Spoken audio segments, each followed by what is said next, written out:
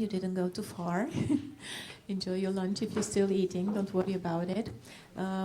During our break, I had very nice talks with participants at the Roundtable. And they were asking about infocracy. Just in case you want to see the book, this is the book I've been talking about by Professor Byung-Chul Han from the University of Berlin. We will start our second round with more speakers than in the first round. And I would like to ask you, please, keep your speeches as short as possible, so we have time for a Q&A session at the end to have some people in the audience maybe address questions to participants. Maybe you want to start a new topic, who knows. Anyway, we're going to have participations now on round 2, civil society contributions in achieving the SDGs and best practices that they're going to share with us. And I would like to welcome Mr. Ahmed Orhan Polat from Australia, Affinity Intercultural Foundation, to start, the microphone is over there. Would you please hand in to me the microphone? Thank you very much. You have 5 minutes. Nice talking to you during the break. Good afternoon, everyone. My newly extended families, uncles, cousins, and friends. I'm from Down Under. My name is Ahmed Polat. I am the Executive Director of Affinity Intercultural Foundation. I am the Chairperson of the Abraham Conference in Sydney, Australia. I am the Executive Council member of Sydney Peace Foundation within University of Sydney. Today I have been invited to reflect on how Affinity Intercultural Foundation as a civil organization contributes in achieving the SDGs and how we are making a positive impact on society. At Affinity, our mission is simple but humble. We are all about promoting understanding and harmony among different communities in Australia. We believe that when people from diverse backgrounds come together, we all grow for the better. Our goal is to create a more inclusive and accepting society where everyone feels accepted. At Affinity, we organize events that bring people from all walks of life together. These events are all about celebrating our differences, having open conversations, and learning from each other. We want to create a sense of togetherness in our communities. A great example is the annual Affinity Parliament Friendship and Dialogue Iftar dinners. More than 300 guests, including members of Parliament, Royal Community, Australian Navy personnel, Fire and Rescue New South Wales team members, religious and community leaders, education leaders, businessmen, academics, members of the judiciary, media representatives, and many other individuals representing the diverse multicultural fabric of the state of New South Wales came together at the Affinity's 14 New South Wales Parliament Friendship and Dialogue Iftar Dinner. Another way we are fostering peace and justice is by collaborating with schools across Australia to facilitate our youth's involvement in intercultural dialogue.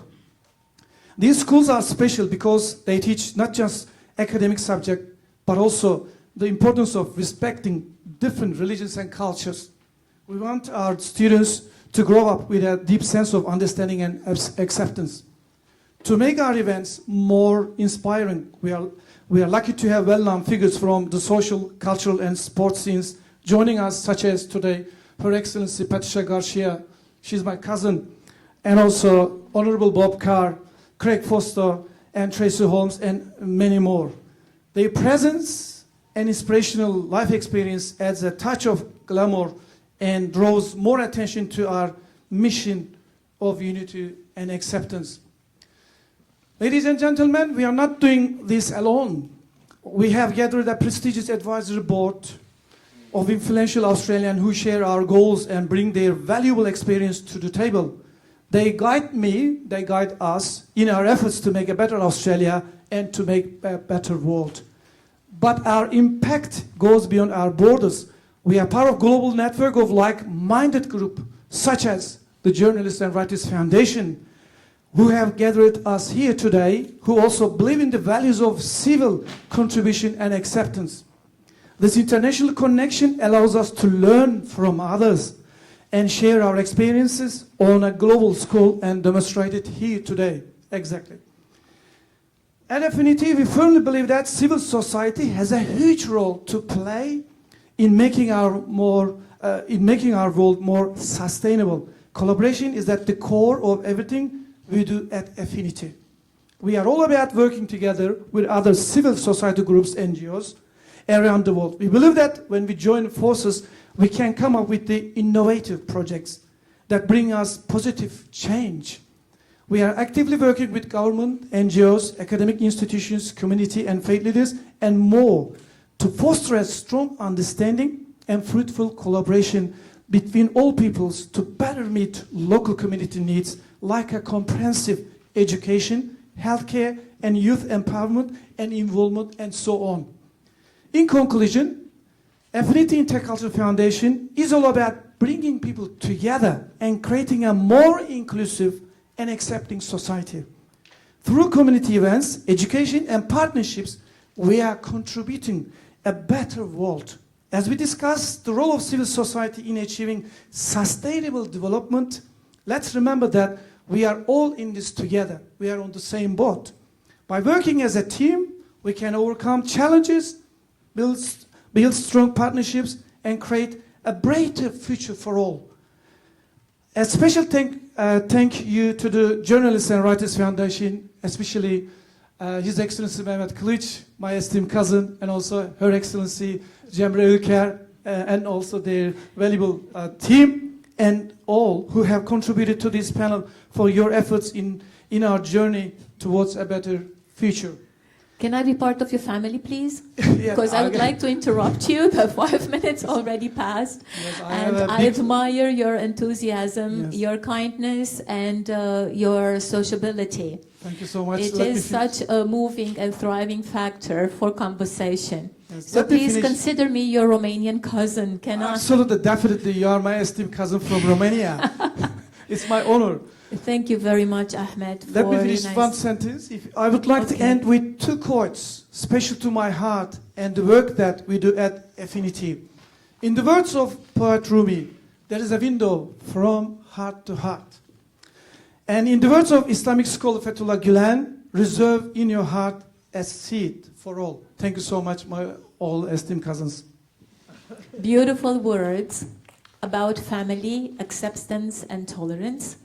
And let's take all the seeds that we find today here into our own hearts, put them in a fertile soil, because we have a nice parable that says that it does not matter if you spread seeds on fertile ground, on weeds, or on rocks. Our mission is just to spread them.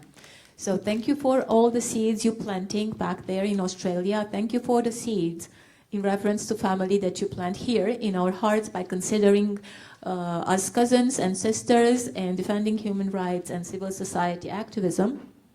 And I'm sure that best practices are to be shared beyond this conference and roundtable today. Thank you, Orhan, for your contribution.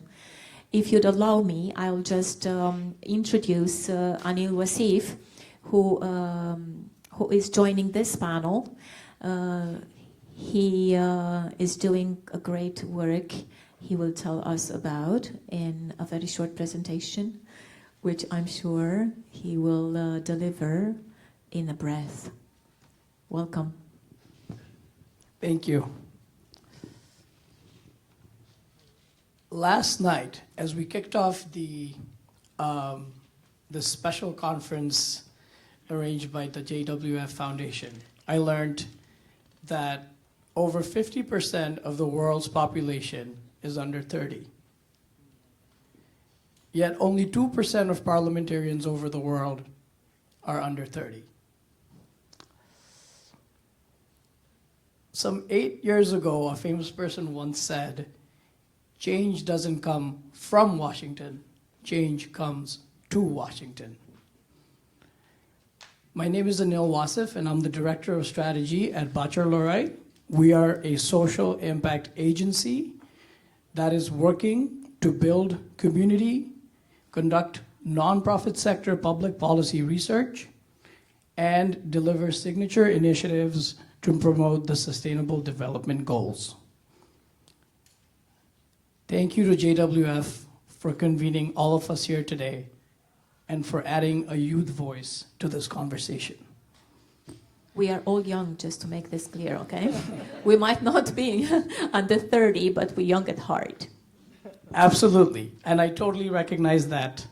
And I do believe that working together is the only way we can bring diversity of voice to not only parliaments, but to rooms as such, and to big institutional convening like the General Assembly that's happening this week. When the COVID-19 pandemic hit, 6 co-founders got together. We were all young professionals having just either graduated out of university or finishing university or sort of applying for our master's programs. And all of us were Bangladeshi immigrants living in New York, Toronto, Washington, DC, and London, England.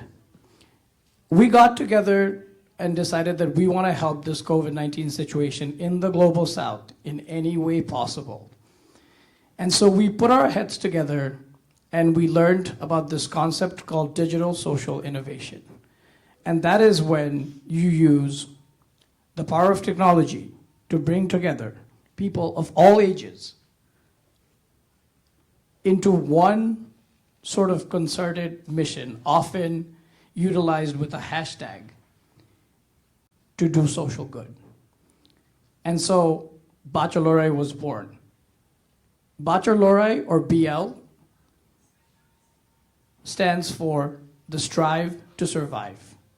And that was the meaning of the projects we did. Because at that moment, as WHO was putting out new directives, we had to inform Bangladeshi rural villagers of the things they need to know and also help the critical healthcare situation in Bangladesh. Within 6 months, we raised, I think, around $180,000 to $200,000, all crowdfunded by people under 30. And we worked with people over 30 who were on the ground to deliver 17 different projects, touching all the way from 120 oxygen cylinders to 30 plus hospitals and healthcare centers, over 17 districts all across Bangladesh, to providing menstrual hygiene awareness kits to 91 adolescent girls, which included comic books, period pads, menstrual hygiene pads, and awareness sessions, to providing 66 hospital beds across 30 healthcare centers in Bangladesh as well.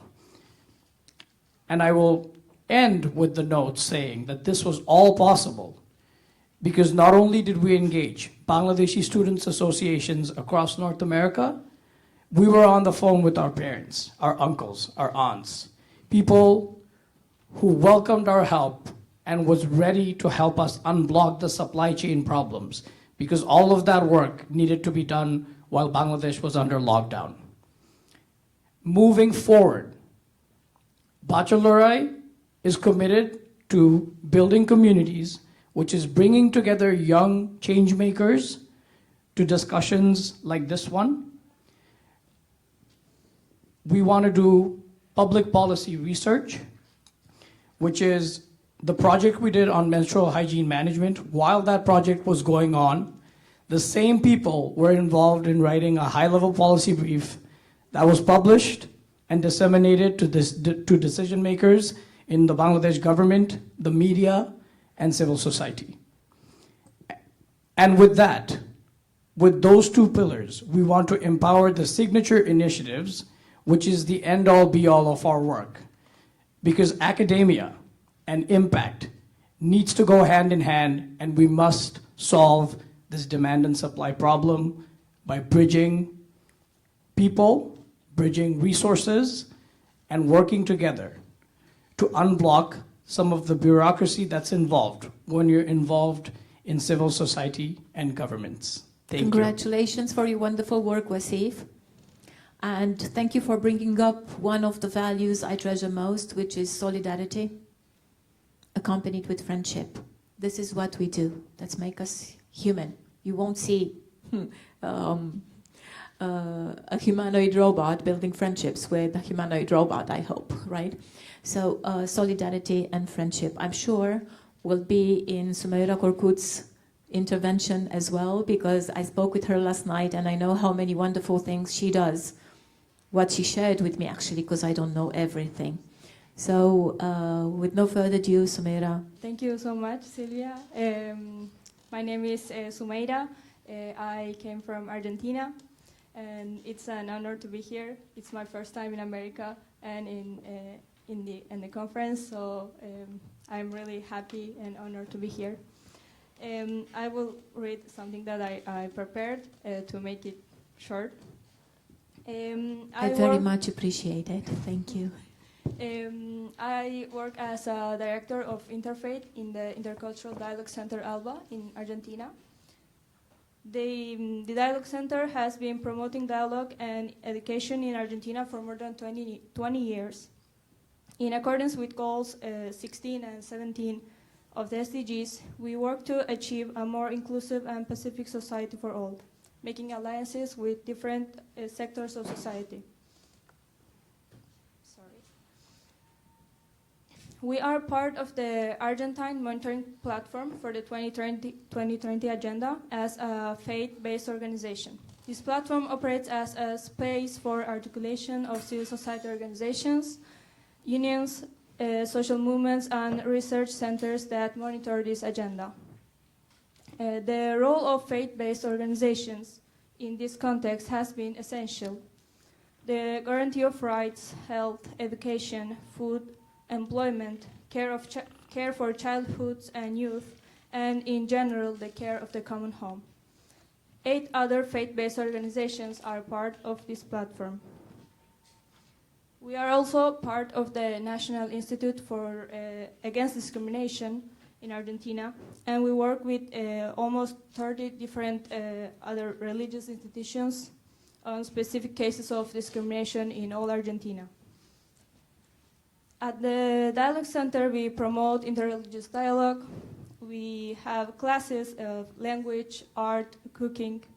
We provide service actions for vulnerable people and communities, raising awareness about the actions necessary for development of values that promote peace and understanding between people. I believe that Argentina is a very diverse country with many people willing to work, willing to dialogue for the common good. Maybe our work alone does not have a great impact on society, but we are part of something greater, and we will continue working to achieve these goals together. And I'm sure that's all what we're doing in our countries and what we're doing here. So it's great to be a part of this. And I'm really happy to be here and working with all of you. Good job, Sumaira, and good luck with everything that you're doing. There's a lot of things ahead of you, and I just can't wait 10 years from now to come and share with us the results of the wonderful seeds you're planting today. Thank you. I hope so. A pleasure to have met you. Now from Belgium, and next to me, a compatriot, Ludmila Malai, I guess is the right pronunciation. And I invite her to share with us a couple of ideas, and I can wait for a break time to speak Romanian to her. Please, Ludmila. Hello, everyone. I'm Ludmila. I'm coming from Belgium with the whole team. I'm a new project manager at the Intercultural Dialogue Platform. We are a civil society organization based in Brussels, working on intercultural dialogue platform, of course, but also on civic engagement, on social inclusion. And in the last couple of years, we have been conducting, I prepared a presentation, but maybe that would take more time. So I would just, you can, yes, I can scroll through it. If it's working. So as I was saying, in the last couple of years, we have been working on multiple European-funded projects, Extremely United, Community, Inclusive Europe, and then the ongoing one, Citizen Z, Proton, and each of them was focusing on different focal issues for us. But what they all have in common, and you have here some of the photos from the different activities in all of them, but what they all have in common is that our target audience was young people aged 15-35. So what I wanted to share with you today is what we learn working first for young people, and that's very important to know, to say, and then with young people, because we started to work with young people, for young people, and then we realized we need to work with young people. What I call it, I think that's the most important part of the presentation. I call it best practices based on worst practices. And I also call it youth activism. I don't know if that exists, but if it does, I might be the first one to be a youth activist. So I hear a lot about people saying that young people do not trust our politicians, that young people do not engage enough. But I think before we kind of ask young people to be more engaged, we need to see how we do things, how we act. So before we empower young people, before we claim to want to empower them, we need to stop patronizing young people. And if there is one thing that I would like all of us to remember today, please stop patronizing young people, stop condescending them. We say a lot that young people do not have the experience. It's true, but what the young people have is energy, fresh ideas, I would say even innocence that we somehow lose in the way of life. So if you are a project manager, as I am, you will want to have a team with the different skills, the different talents. So you don't want to have only experienced people, but you also want to have those with creativity, with energy, with fresh minds. So please have this in mind. Another thing that I wanted to also share with you is we need to stop work with young people in a spirit, in a dichotomy of teacher peoples or student, and start working with them in a cooperation perspective. And maybe the most striking part of my presentation is, and that's why we called it European perspective from our side. European Parliament is one of the most legitimate institutions. At least it's seen as the most democratic one in Europe, but also in the world. But out of 700 and something MEPs, there are currently 5 under or 30. And actually there is just one that is under 30. She's 25, she's a girl. And we have 4 that are 30, and then all of the others are older. While you have 1 in 5 Europeans between the age of 18 and 25, we only have 6% of MEPs in the same age group. So I think we need to really reflect about this. And we need to really reflect on the SDG, to come back to the SDGs, 16.7, ensure responsive, inclusive, participatory, and representative decision-making at all levels. And yeah, I think that's one of the most focal points we need to actually act on if we want sustainable development, if we want sustainable future. Young people are the ones to get us there. So yeah, please have this in mind. And I also observe that we are here in this nice room, but there is also a lack of representation. Like, how many people here are under 30? I think it's just our colleagues. I suggest raise your hands, because I think we are half-half. Oh, okay, let's some. count them. Okay, So you see, Okay, this is in nice favor of the over 30 ones who are organizing this beautiful roundtable. Yes, we have enough representation. We are mixed and we do things together. I think that the value you're bringing up now is teamwork. And the way in which experience, creativity, resilience, and energy intertwine is not about age. It is about the spirit. It is about the spirit who animates us. And this is coming from someone who has over 300 students a year. And I have noticed students who are born old, you know. They lack the energy that possibly people over 50 who have young hearts have. It's not about having or not having. It's about keeping a young spirit regardless of age. And I'm telling you, I am always surrounded by people, not under 30, but under 20, who are so full of energy. They write in books I am bringing up each year for 9 years now, from a series called TWAU, The World Around Us.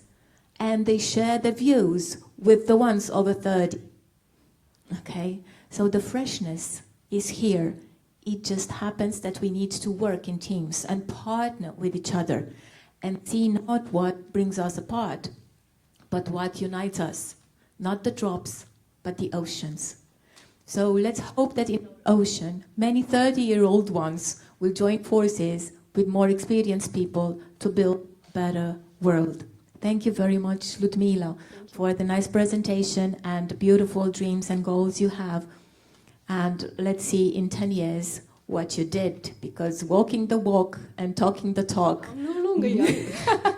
We are all young, because if somebody tells me I'm not young, I'm going to have a debate coming on. So, young at heart, I think, is a beautiful metaphor I abide by.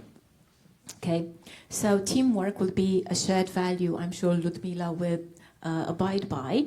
And I'm going to invite from Brazil, again, an exotic country. My opinion about it, Mr. Mustafa Göktepe. Have I pronounced your name correctly? Thank you, yes. Yeah, Yes, correct. welcome. Thank Please share you. with us your views. Yeah, thank you. Hello, everyone. My name is Mustafa, like you said correctly. I'm businessman in Brazil, and I'm living there for almost 20 years. I'm the president of the Institute for Intercultural Dialogue, one of the global partners of Journalists and Writers Foundation, with a grand honor. As the Institute for Intercultural Dialogue, we have many activities like other global partners of GWF here, including intercultural courses, dialogue dinners, seminars, conferences, publications of books and articles, social activities, etc. But I want to highlight one of the activities that the Institute for Intercultural Dialogue in Brazil has been developing since 2016. It's the Abrahamic family meetings, encounters, which are a dozen Muslim, Christian, and Jewish families. We meet once a month, always changing spaces. During the COVID pandemic, we continued this activity, to hold meetings online, including. Each time, a group being host, changing the place of the meeting, the encounter, and each group brings typical dishes, and we set up an Abrahamic table.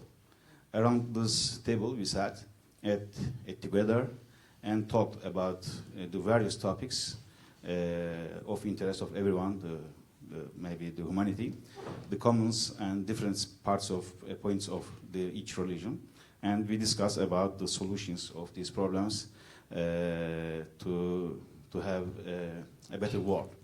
After 7 years, 100 people of these different religions, we have become friends, close friends, and promote knowledge and respect in our communities, each one in your community, in this community. I think this activity is an example of good coexistence and respect, sharing respect and knowledge about other. Because I wanted to comment only this activity here, like a brief example of our dozens of other activities. It's okay. Thank you. Very brief and very meaningful. Thank you very much, Mustafa. And the value I'm exerting from your few words is sharing. Not only sharing of food, sharing of faith, sharing of values and ideas. Good for you, good luck in your activity, and everything I'm sure has a bright future. Thank you for coming a long trip, and I was complaining about our 8.5 hours of flight. You know, coming from Brazil takes even more. 10 hours, right. I think the one that takes the biscuit is Australia, I guess. 26 hours, right. I heard last night. Can you complain when you hear 26 hours of travel for partaking in a conference? Chapeau. Chapeau, Ahmed. Now from New Zealand, I invite Taner Basar to take the floor. a nice gentleman who already handed in his assignment. Please think about it. I'm still waiting for most of you to send me the values on a sheet of paper. I received like 5. I'm a teacher. Don't forget, I have a good eye for details. So I'm going to be at the door. When you exit, you're going to hand in the paper. Thank you. Taner, I'm waiting for your best practices and intervention. Thank you very much, Sylvia. Kia ora. Kia ora is greeting from New Zealand. It's indigenous greetings. So kia ora to all. And my name is Taner, or Taner, and I've been in New Zealand for 22 years.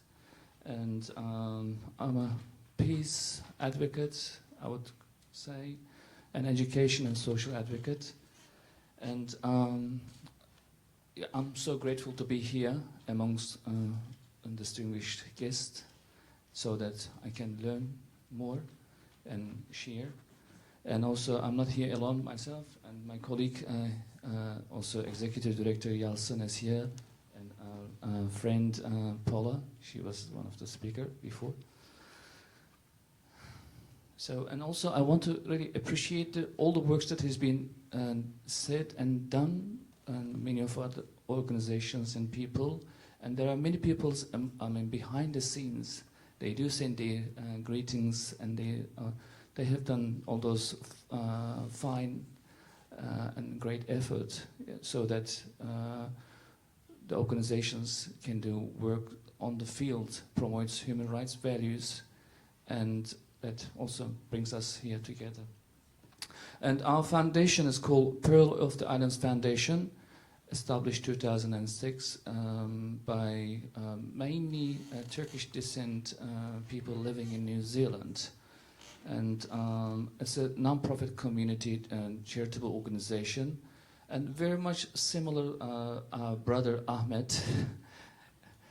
He talked about the foundation and all those Australian organizations. So it's kind of smaller scale of those organizations that has been in Australia. And I want to say I have got so many cousins, but instead I would say I've got so many friends in New Zealand.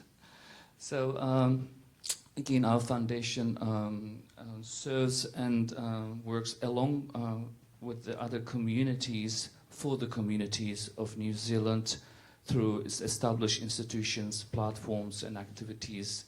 Again, we put them under 3 categories. One is interfaith, intercultural dialogue, and the other one is humanitarian aid, and the third is education. So I leave the education to end, but also the main intercultural, interfaith dialogue. So we've been, have now mastered our foundation, the art of hosting Ramadan iftar dinners, as well as the dinners. We host an annual Children of Abraham panel, talks, and participates in festivals and cultural nights to ensure there's an ongoing relationship and dialogue across the communities. Our most recent flagship project, which we have been nominated for the SDG Awards, and the Welcome Met, and was a great success with Christian and Muslim exchanging and understanding each other at a deeper level. So there's a little town in New Zealand called Motieka in South Island. Actually, we are coming from North Island, if you know the New Zealand, it's 2 islands. So they invited our community, and recent refugee people came to New Zealand to spend a few days in their town, and we cook together, we eat together, we walk together, and we talk together. So 3 days a week. And actually, they opened their not only heart but their doors. So we stayed in their houses as well. So if you wonder more about this project, please go to again SDGs website. You may find a project, and you can watch 3 minutes video. And the other one's humanitarian aid. And again, as part of Global Collective of Hizmet, we remain committed to supporting those in need. This year alone, we have supported the following countries financially: Turkey, Syria, and Philippines. And also in New Zealand, there was a flood that happened recently that we did some activities on that too. So as education, we do have 2 beautiful childcare centers that established in New Zealand nearly 10 years ago. So I'm also managing director of those childcare centers and serving the community that's surrounded by. It's called Little Pearls. So it's kind of driven from the Pearl of the Islands Foundation. So you can see the emblem. But what I would like to say more about, actually referring to Sylvia earlier, so how we talked about bringing up the kids from the very early age with the human rights values, you know, so more visible on the ground. So and general human values that will promote afterwards the knowledge and awareness of having, you know, human rights. Exactly. Deserving. And when we walk around and with the parents, and I do show them, look at the table, and the beautiful kids, regardless of their color, culture, religion, they sit together and they play together, they eat together, and they don't see any differences as probably we see, you know, with some of our bias. And yeah, so they do see each other as friends, regardless of even gender, you know. So, and in Maori... 1 minute, please. Sure. And there's a curriculum framework called Te Whāriki for early childhood. Actually, New Zealand's very famous with that. So a child is a treasure to be nurtured, to grow, to flourish. And it is the curriculum for the children. And again, it's a play-based child care centers, and very much to promote children and human rights values. And also Johan also mentioned about hope. Definitely, when we look at the children, we can see the brighter future coming ahead. Of course, in their innocent eyes, right? As Ludmila was saying, innocence earlier. And now I should say what I can take from what you said so far, that those children are pearls that you're taking care of, and they don't know how bright they shine until they grow and they see each other as bright, shining adults. You are the pearl of New Zealand, I guess, your organization, and by service in favor of the others, you make all the pearls shine. You know, I've learned in Peru in 2020, right during the pandemic, when they opened flights, I went there and I've learned that service is called munai. And when they greet each other in light and munai, which is beautiful. So let the faith shine in your hearts, so be able to be in service in munai. Congratulations for all the good work that you're doing, so far away from us as distance, but so close to us in warmth of feeling.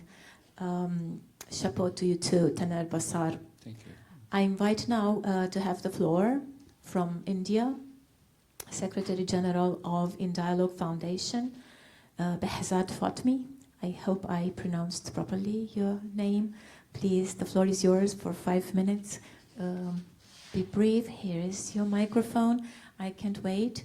I visited Rishikesh until your mic comes to you, and it's a beautiful place to be in the Himalaya mountains.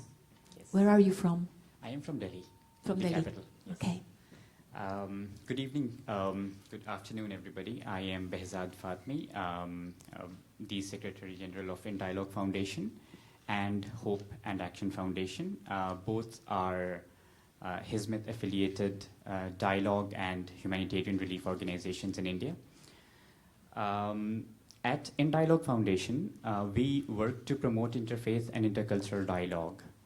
And when we talk about interfaith dialogue, people often confuse or think that we are just talking about different faiths and the doctrines as to what is written in Bible and Quran.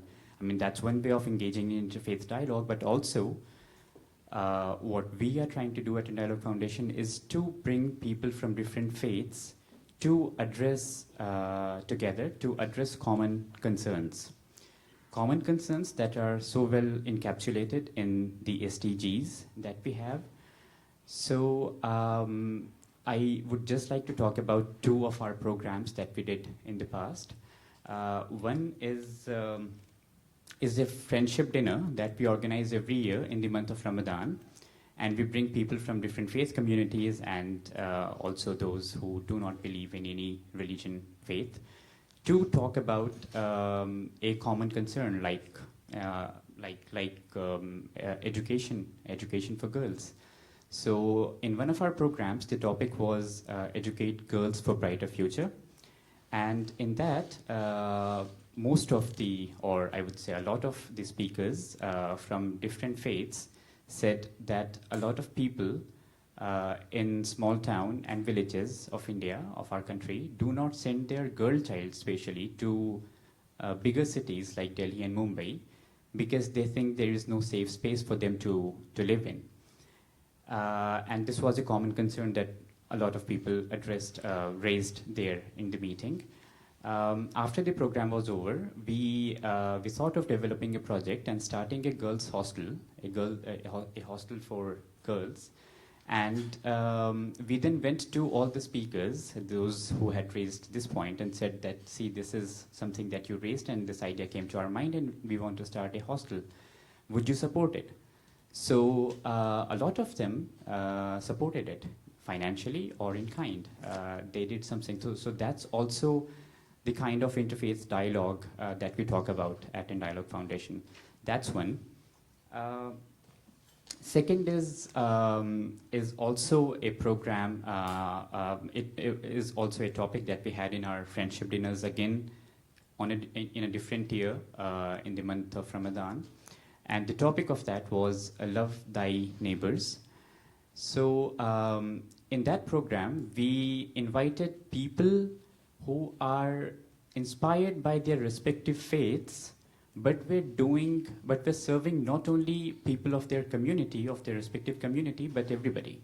So we invited a Muslim, a Hindu, a Christian, a Sikh, a Jain, and all of these people were active on ground during the COVID-19 pandemic, the lockdown, and trying to help the homeless. Not just looking regardless of which community they came from or which religion they believed in.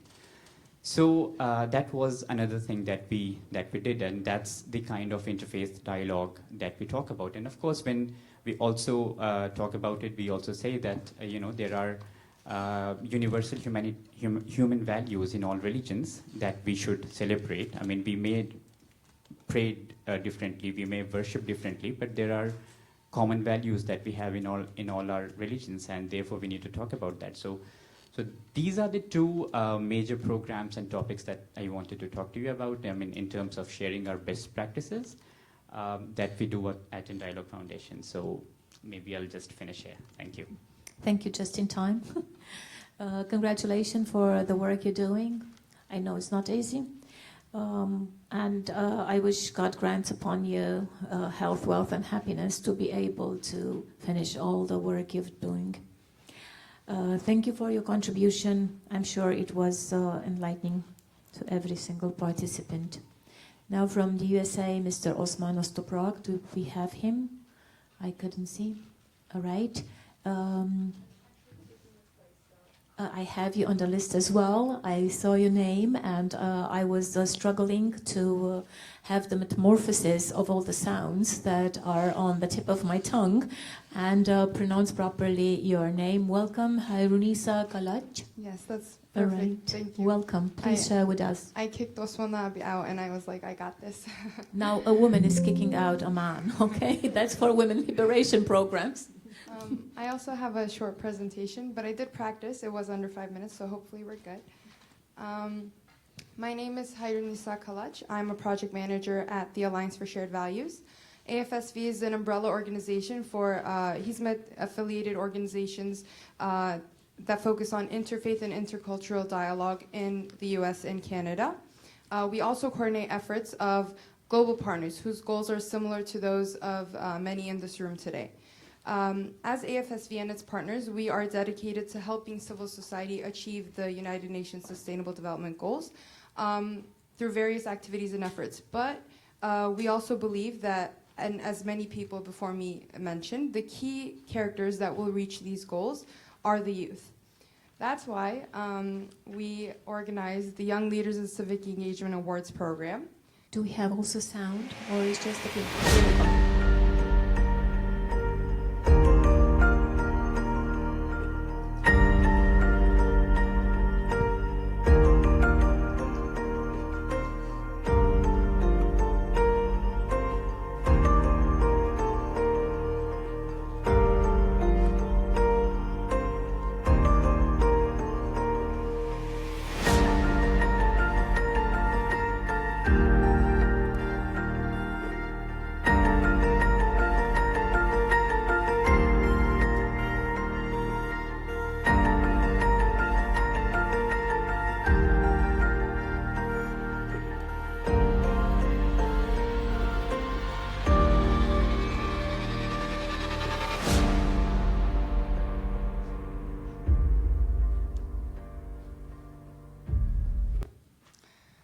All right, so the YLC Awards highlight ongoing and new civic engagement projects and recognize the efforts of the young change makers who demonstrate leadership abilities through projects that build relationship in their communities and also work together toward a positive change. So in order to participate, participants must be from the US or Canada at this time, high school, either high school or college students, and they have to be groups of 3 or more people. They have to have a mentor. And then what they do is they submit a project proposal. It has to have 2 key things in their project. 1 is to address a social concern in their community, and 2, it has to promote meaningful conversation between diverse groups of people. Then they implement the project after we have accepted the proposal. Then they submit a final submission along with the impact report. And then our juries evaluate the projects, and we have an award ceremony. So that's the process, and we've been doing this for 2 years now. We've just started our 3rd year. I just want to highlight a few of the winners from our previous years and the SDG goals that align with their projects. So Girls Supporting Girls was a group from Chicago. They work to provide feminine hygiene products to women in need, including through shelters and food pantries. So, and below you can see the icons of the SDG goals that this project fulfilled. And then we have Climate Enthusiasts of San Antonio from Texas. They were a group dedicated to spreading awareness on climate change and environmental issues, including organizing actions like tree planting and park cleanups, etc. Then we have Youth for Success platform from Canada, which was a group organizing seminars and programming on the connection between youth unemployment and crime. And then we have FAIR, which was a group in Texas organizing career and health fairs for middle, high school, and college students. And lastly, we had a group, Nurturing Hope, again from Texas. They raised awareness for domestic violence victims living in shelters, and they did toy drives for kids living in those shelters, and they collaborated with the Jewish community in San Antonio. So there are 1.8 billion young people between the ages of 10 to 24 today, the largest youth generation ever. And the youth want to, and they already are, contributing to their communities with innovative ideas and their desire for change. So they are the main characters who will advance the Sustainable Development Goals, and it is our responsibility to empower them with the skills and opportunities that they need to make this world better. As the United Nations Secretary-General said, meaningful, diverse, and effective youth participation inside the United Nations and far beyond is essential to advancing human rights, addressing the climate crisis, and achieving the Sustainable Development Goals. Thank you. Wonderful goals, and your work in empowering the youth gives us hope for the future. Good luck in everything that you're doing in spreading and nurturing hope around you. Hope then 10 years from now is gonna leave you with a sack full of achievements, and that your heart will keep thriving for the good cause. Congratulations. Did you by any chance kick out Mr. Mohammed Latif as well? I did not, no. You did not? Okay. Yes, it's you. Please have a seat. I was wondering what happened to the 2 of you, left and right of Hayunisa. Am I that intimidating? No, I was just following your speech, your discourse. So welcome, Mohammed. Please share with us your best practices. Yeah, good afternoon. Actually, I'm very honored to be a part of this nice group. I want to tell thanks for Mr. Mehmet Kılıç, President of Journalism and Writers Foundation. My name is Mohammed Latif. I'm coming from Iraq. Actually, I'm from Kurdistan region of Iraq. I am a president of Dialogue and Cultural Organization. Our organization is founded in 2015. Actually, Iraq is a multicultural country. For example, we have 8 different religions, right? Muslims, Christians, Jews, Yazidi, Zoroastrianism, Baha'i, Sabi, and Kaki. Also, as a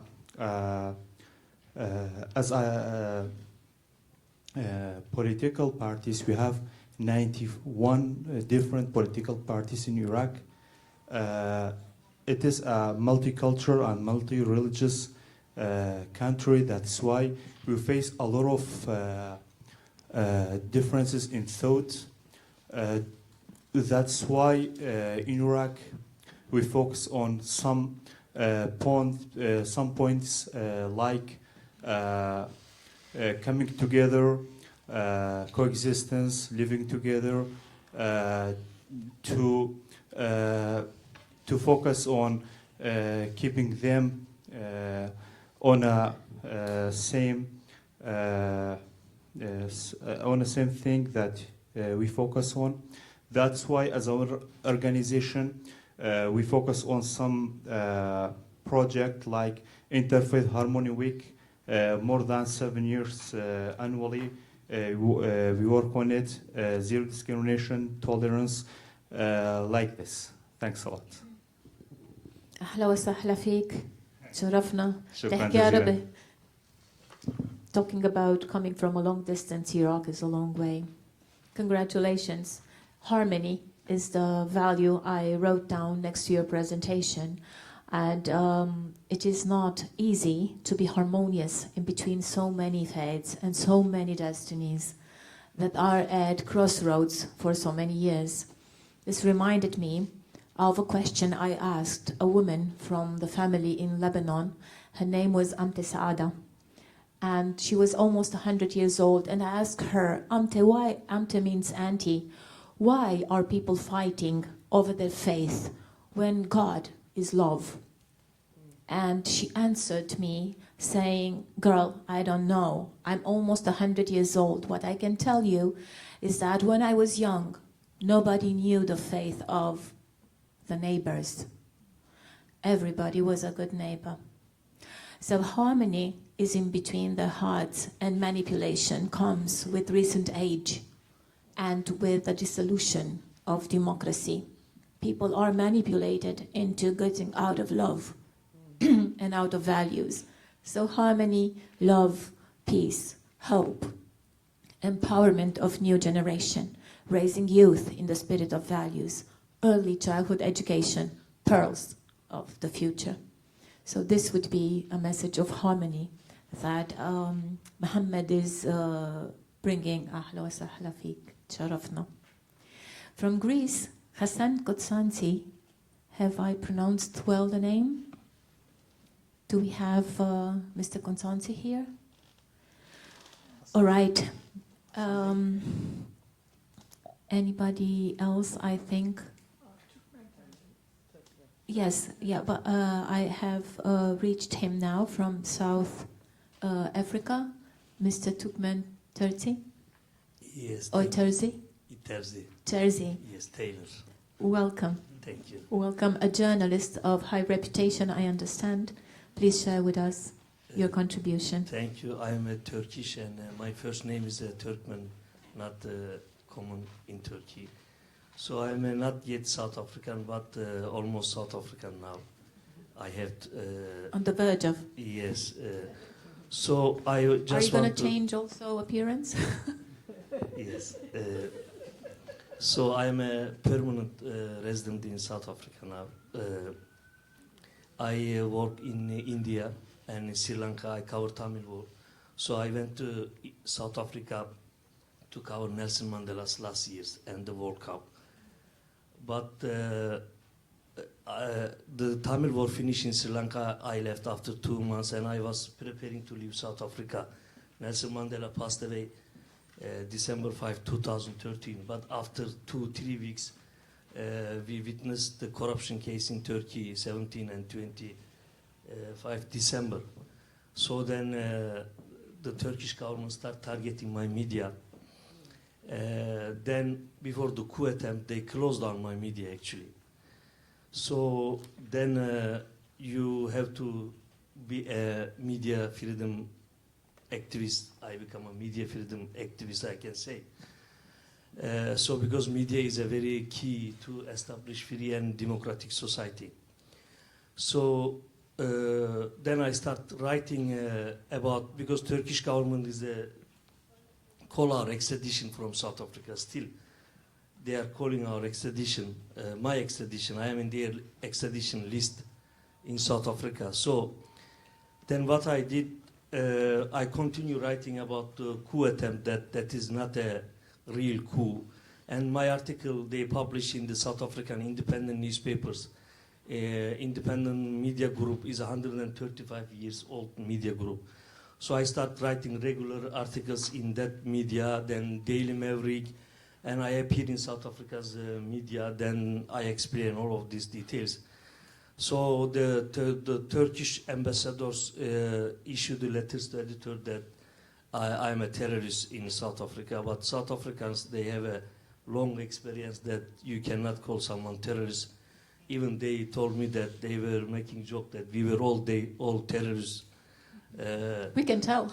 So then it is South Africa, you know that there's a history. So then after that I continue my writing, and I'm writing for regularly for Turkish Minute, because they told me to write about Turkey and the Middle East. They are not much aware of this region. So I am now also become a board member of South African Foreign Correspondent Association, established I think 1970s. We have almost 300 foreign correspondents, including CNN, New York Times, all major. So now also we have a difficult task, because yes, South Africa, you know, the all foreign medias in any part of the world, they are you know, under government oppression. So we are trying to keep the journalists, and we issued a card, media card. Also, I have become an editorial board member of Journalist Post magazine based in Germany. So we give space to journalists from all over the world, Belarus, Texas. But this is the price. They also listed us as a terrorist again for doing these things. So we continue to writing the articles, and not only Turkey. Recently, Ethiopian government put pressure on South Africa after my article. I write extensively about Erdogan's work and supplying arms to all African countries. So this is my contribution to peace and development in my humble capacity. Thank you. Thank you very much for your intervention, and I think that the value I distinguish between the lines is courage. For a journalist, the courage to bring out words that maybe are not of everybody's liking is a gesture of courage, and chapeau to you, Mr. Turkmen. And I assume you're very proud of your roots, as we all are. Thank you very much for your contributions, ladies and gentlemen. And if you would allow me, I will close with a quote from Professor Han, Contribution to the Future. He says that the future is the way in which we react to what is happening. And we are all reactors in this sense. So the future is the way in which we react to what is happening. The way in which we transform a movement, a doubt, into truth. So chapeau to all of you, worldwide activists for freedom of speech, for human rights, for social work, for any type of activity that you're undergoing. Good job and keep up the good work, because the future is waiting for you to keep the truth alive, pearly or not. So good luck in everything you're doing. Thank you for attending. And we are also in time. Thank you for your accuracy, for your clear-cut presentations, and for your presence. Thank you.